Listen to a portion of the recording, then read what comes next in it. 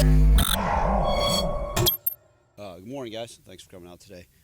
Obviously, it was a great win for our program. On Saturday, it was a great way to be able to play 4 quarters of football and do some things at a high manner in all 3 phases. So pleased with that outcome. It was a great opportunity, like we said, to get to a bowl game and reach that. Congratulate the team after the game and then in the locker room and then again yesterday. But right after that, we won't talk about the bowl game again. We are 100% focused on a great SMU opponent this Saturday, one of the top offenses in the entire country. They put up a lot of points. They got the top receiver in the country, one of the top quarterbacks in the country.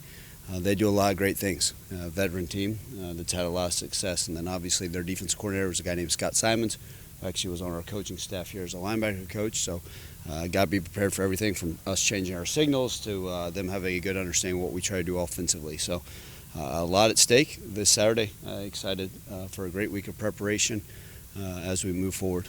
You faced a lot of good quarterbacks and receivers. How does Rice and Mordecai kind of stack up with some of the better ones you guys have had to defend again? Yeah, I keep going back. I said I keep waiting for more of these younger quarterbacks to be able to face, but Mordecai is one of those that's done it at a high level for a long time. Obviously a transfer in from Oklahoma, but has had success at SMU, has put up some really nice numbers. And then Rice is, it is what it is. He's the top receiver in all of college football, and he's a legit first-round pick that plays really well.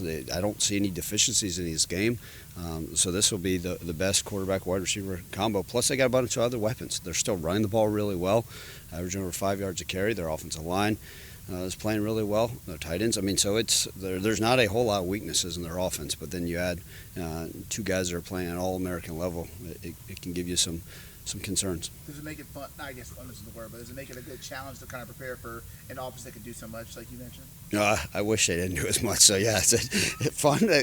You and I have different definitions of fun than having just more sleepless nights, I guess. But no, look, you always want to play great competition, and truly is, right? You know, you look at what SMU has done, and they're doing some really good things. I mean, they went toe-to-toe with TCU, a college football playoff team, and but then you go back and they've been playing at a high level. They had the very similar first half versus Tulane that we had. You kind of watch that game and like, well, seen that story before, and it was very similar. But other than that, I mean, they're hemming and rolling and having success at home. So we're gonna have to have our best foot forward. But yeah, it's always what a great way to end the regular season, right? 2 teams that are battling to try to maybe secure a winning season for sure.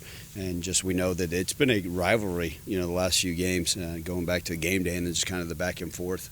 I even looked back at I keep that game day ball on my shelf, and I looked back and said, man, that score is actually a lot closer. It was under a touchdown score game. So it's been a heck of a deal back and forth, and excited to get down to Dallas. What was it that Tulane did that stymied them? So a lot of it was actually self-inflicted wounds, which you've heard me use here before, Dave, with what happened, right? It was a punt return that was called on the 10-yard line that they fumbled, right, and then SMU scored. It was a kickoff return back to the 36-yard line. So a lot of self-inflicted wounds, some uncanny turnovers. So that was really more of it. Now, credit Tulane, right? Tulane's played at a really high level all season. But I think one of those SMU would look back and say, man, we beat ourselves, especially in that first half. And I said, like I was just telling Evan, I mean, gosh darn, that reminds me exactly of our first half. And so, when SMU plays clean football, they're hard to stop. Back to your comment about the QB receiver combo. You've played against some top-tier quarterbacks. You played against Stokes and Tulsa receiver. How has those experiences kind of prepared you for an offense like that? Yeah, I think what's helped us is we've seen a variety of different offenses all season, starting from game 1 to game 2 and throughout, and seeing some dynamic players. And that's the one thing, when you open the season versus Mississippi State, you're going to see a high-powered offense with an all-American type quarterback and some great wide receivers and offensive weapons. Then you go through the season, and our conference is loaded with some talent, right? Even last week, I mean, we saw probably the Walter Payton Award winner, the top FCS football player as a running back. So now you're just seeing talented players after talented players. So the ability to prep against those and play them in real life on Saturdays, and now another challenge this Saturday, certainly should bode well for us. Now, we played a ton of different guys in our secondary, so I think that's kind of that rotation is, okay, do we feel comfortable with where we're at and our depth at the secondary, and have those guys been able to face those type of opponents? And we'll try to replicate it to our best of our ability, but and no knock on maybe even our scout team, but it's going to be hard to replicate the type of production those guys have had. You mentioned this SMU offense. They've obviously put up a lot of points. They've given up a lot of points too. So does that kind of make it another challenge where it's not just say, you got to try to contain them, but you might be able to find some ways to kind of, keep up with them in a way, with what they've been giving up lately a little bit. Yeah, I mean, we've talked about it before in the past, with the way some of these things have gone is you never want to play, okay, you always want one more point than them. That's not just coach speak, but you look at some of these games, right? You don't ever think just to be shootouts, right? And our defense is playing at a really high level. And you look at their game versus Houston, right? I mean, you turn on the score and you're saying, oh my goodness, like we've seen a really good Houston defense. Obviously, last weekend with what they did to East Carolina, at East Carolina, 42-3, I think was the final, or something of that nature. But they held East Carolina to 3 points. And then you look the week before, obviously, SMU was very effective versus them, putting up 77 points. And you look at what the score was in the second quarter, you said, how does this even happen? So, you don't want to get in one of those games where it's just a boat race. Okay, you score, we score. And you just got to play, we got to play sound in all three phases. And I think that's whichever team can play clean football, offense, defense, and special teams will come out the winner of this game. But look, there's times where you put on there and they're saying, man, their defense does a lot of good things. I know Coach Simons is going to bring a variety of different pressures. He's going to show different fronts. I'm sure he's excited at this game. Plus, they've got a few extra days to prepare for, so I'm sure that we'll see some wrinkles. It's always one of those unique things. It's every team that we seem to play, it always seems to have a few extra days leading up to it or a bye. But excited about the opportunity. But I think reality this game will come down to who can be cleanest in all three phases. And then also, I guess, just speaking of that, I believe Skates, Brockington, or a couple guys who I know you said Brockington was out for a while. How are they coming along at this point, health-wise? Yeah, I think Skates is still day-to-day. Brockington will still be out. And then Kobe Drake will still be out. And then we know Brandon Thomas is done for the season. Right. So just off the top of my head, those are the ones that, as of late, they would probably be of concern. With Skates, is he leaning, would you say leaning towards, or still kind of, just depending on the nature of the injury? Yeah, day-to-day. Truly, we'll see what happens. He's done a nice job trying to get back, and if he can, he will. Is it related to, the flu episodes you guys have had recently, or no? No. Okay. Smith and Coffee, their success, is that competition level, or are they going to be in your future here for the next two games? Yeah, credit to those guys. I think they did a nice job. Now, I also am very worried that it was also a fourth quarter of a game. And we've seen Sutton as a young man that I keep go back to this, like he was the only true freshman I really talked about back in August, because I'm always hesitant to even talk about true freshmen. We've seen Sutton get some playing time throughout this season. Obviously, he actually got the start for us at running back. So I think, we know that the future's bright for him and that stuff. And then Coffey's been one of those young men that's been a four-phase special teams guy that's really done it at a high level in his first chance at running back. Look, with, the loss of Brandon Thomas and some of these other guys, we always go into the depth at running back later in the season. So if we need him in the games, he'll certainly be available. What went into that decision to give him that start? Well, I think we kind of looked at what, are some of the opening plays. I think part of that is, okay, what are we trying to do offensively to get the drive started? What are some of those things? And then also, sometimes it's just a confidence builder, right? Asa Martin's played a lot of football here. Obviously, a senior day, I'm so glad he was able to get the two scores. You never think about those things prior, but that it occurred during it. But, Sutton had done some things that he showed some explosiveness that we thought that he deserved the start. Obviously, Jay Ducker continues to be a guy that we can count on. So, and then obviously Coffee. So we got guys in that rotation that we feel good with. But it was just one of those kind of looking at maybe what are some of the first few plays that we want to do. Also getting the confidence up with, getting those touches early rather than sitting there, especially, on a colder day, maybe just, okay, now it's all of a sudden, here goes in the 18-year-old trying to figure out if he can handle all the ball. Brandon was getting the majority of the goal line touches, I would say, throughout the rest of the season. Would Asa or Jay be the favorite to get those? Are you beating one way? Yeah, most likely. Just because, if more than anything, because of their size. Both Asa and Jay are around the 190, 195 pound mark. Brandon was 208 plus pounds.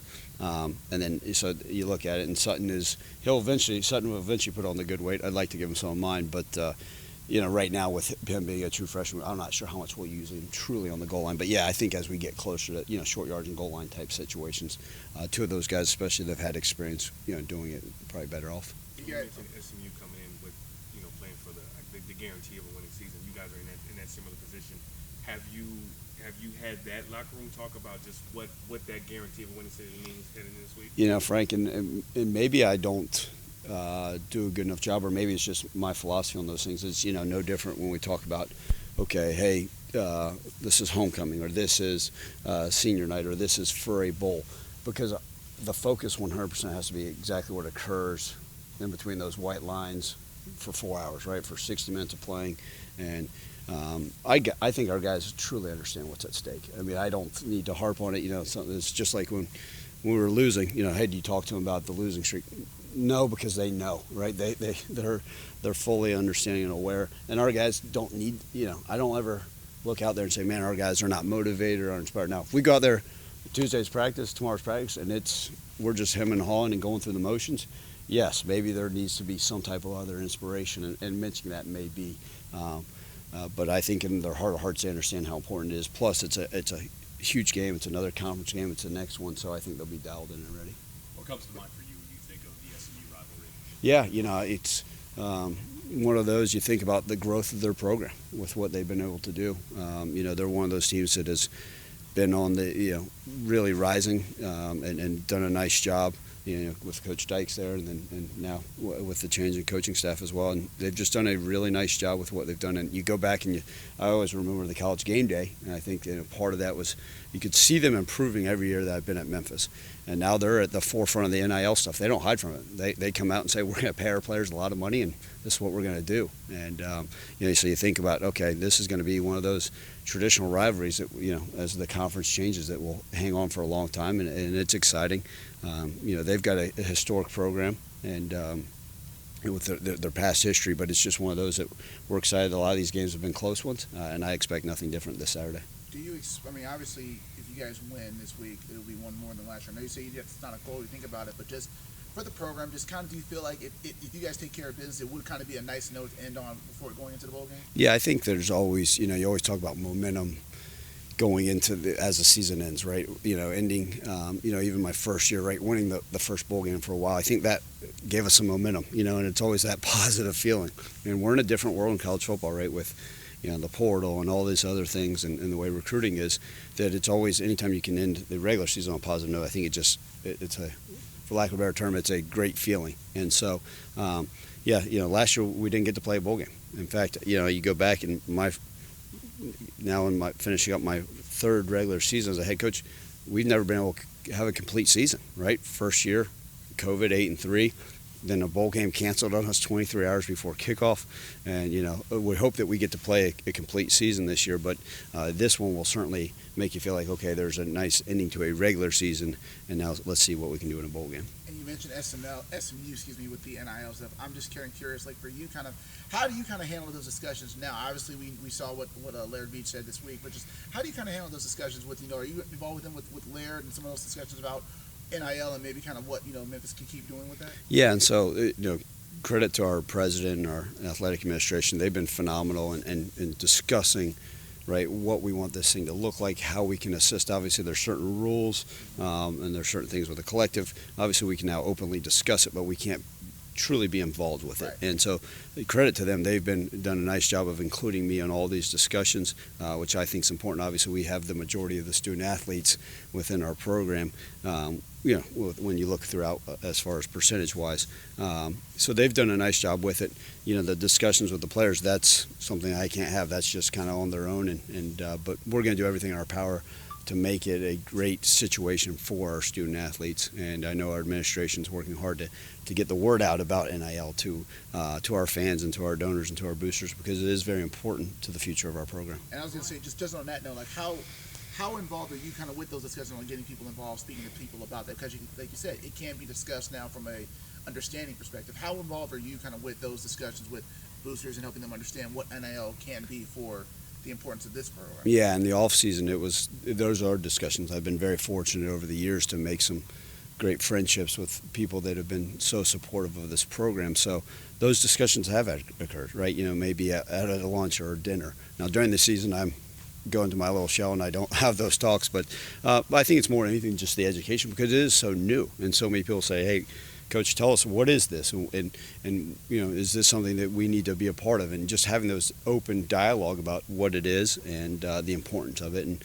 it's been good. People have been very receptive. And I think we're going to have something special here. Yesterday at the basketball game, I don't remember which collective, handed out a handbook with all the Tiger basketball players with a scan.